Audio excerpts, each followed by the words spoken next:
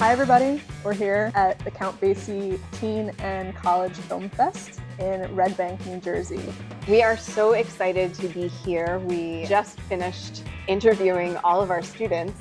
These are all students from the state of New Jersey, and we are just so thrilled to get to know them, to interview them, see what their passions are. We are having a blast here, and we wanted to share these interviews with you. They're students who are inspired and creating amazing things and changing the way our industry works already. So enjoy the interviews.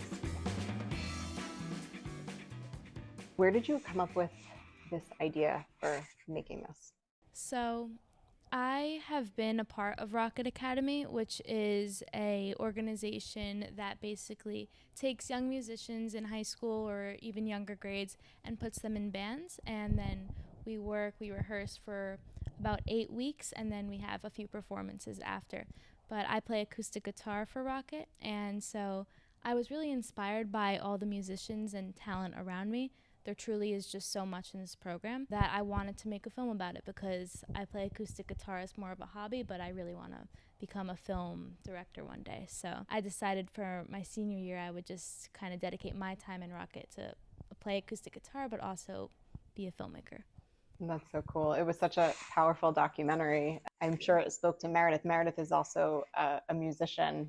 Really? Yeah. Piano and flute. My mother was a classical pianist and taught me and my brothers, and then I picked up the flute also. But at that age, you're so vulnerable. So having that support group and having people that have common interests, it's really, really nice to see. And then you get a big performance at the end, which is the reward, right? Of all the hard work and 8 weeks of rehearsing. Yes. Is it done in the summer usually, or? They do it like for 4 seasons, yeah. All year round? Yep. That's incredible. Yep. And all around New Jersey, right?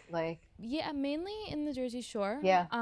But we actually have a performance tomorrow at the Cutting Room in New York. So. Oh, sick. So cool. Yeah. That's a major venue. Yeah, seriously. No, it's a great program. I really did want to get it out there too. I mean, I became a better musician in Rockit, being influenced by great musicians around me. I wanted to be better, not just kind of playing by myself and not really knowing what I'm capable of.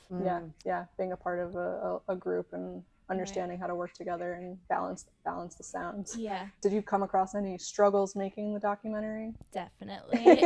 Let's talk about that. Give me Yeah. So, I mean, my first interviews were definitely really stressful, because just doing it kind of by myself and just testing the waters, because I knew what I was supposed to do, but kind of doing it for the first time is always stressful. So that, and then having so much B-roll and footage in general to edit was crazy. And so I really had to I started editing like I normally do, just kind of taking clips that look good and putting them in the timeline and kind of seeing what came together. But no, I had to create a plan and write it out and form a story, which I had never really done before. So it was definitely trial and error. And actually, one time I accidentally deleted all my footage midway through. I was total post-production. I had all my footage. I deleted all of it off of my external hard drive. So that was the worst time ever, but I got it all back.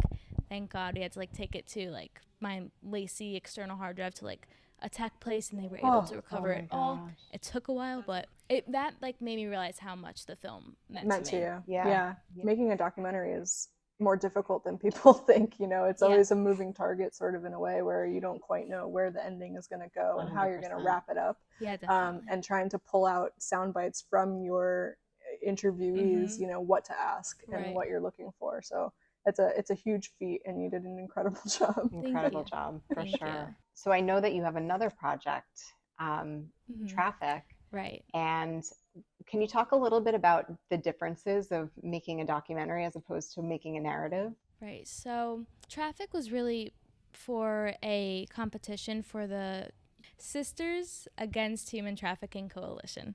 So they were having a video contest for students to make a film raising awareness about human trafficking. And so it had to be under 3 minutes, which is hard for a narrative. I put like another challenge on myself. Like I can't have any words because I was working with another film prompt as well, and I wanted to combine the two. So this was a little different than a traditional narrative. But the difference between making Rockit and Traffic was I storyboarded Traffic and knew what shots I was gonna get, and then it came together a lot faster in post-production because I had planned for that. But when making a documentary, it's so hard to plan, even the story. Like you said, like going through those interviews and pulling out the sound bits of like those 2-hour-long interviews, it's hard. Yeah. And you uncover so many little treasures that you didn't even know you weren't planning on finding, but you do. So yes. That's very cool. Which one do you prefer? I love them both truly. It's like asking which child do you love more, right? Yeah. I couldn't pick a genre. I definitely want to do more narratives and documentaries in the future. That's great. Good for you. You don't have to pick. What is the best advice you would give your future self? Remember your love for filmmaking and never let the business kind of bring you down, because I think that it could be really challenging to like listen to your intuition and kind of what other people are telling you.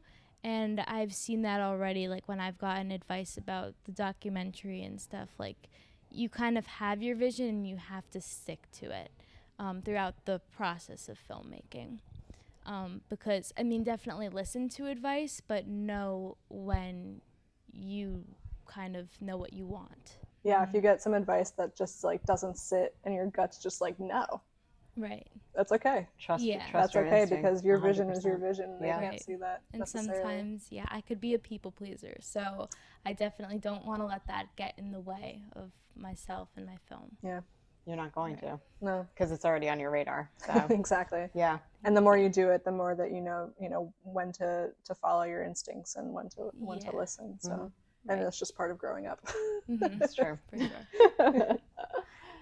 Do you have any inspirations or any favorite filmmakers? Yes. Any favorite films? Martin Scorsese and Quentin Tarantino have been my inspirations. Just their films, the music that they use, and just how they direct their actors is just really cool to me. Like all their films just inspire me to be like, I can't explain it, but their films just really make me happy.